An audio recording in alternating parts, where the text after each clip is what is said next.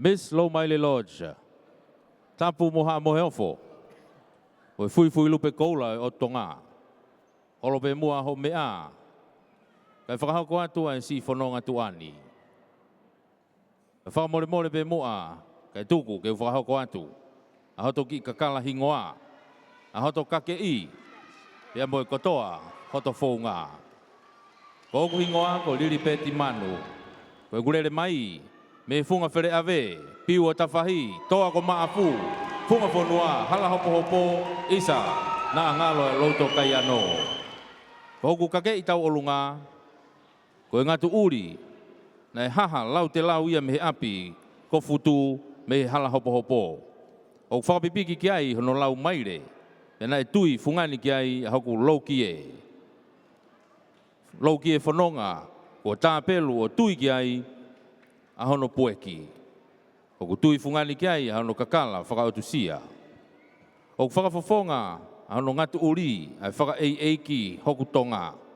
O whakafofonga hoku loukie tonga. Ai maa moe masani ai ku ilo otua. Pea moe ku olunga ki he kariloa. O ku loukie ne tohi fe unuia pe lalanga e ku whanga whae me he tāki moe aka moe taulanga nā whanua.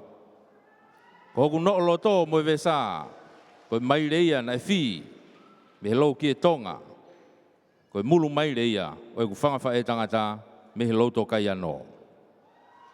Ko ku kahoa ko nusi hei lala ko ku teki ko tuia he ku whanga me he kitanga me he mata hangale.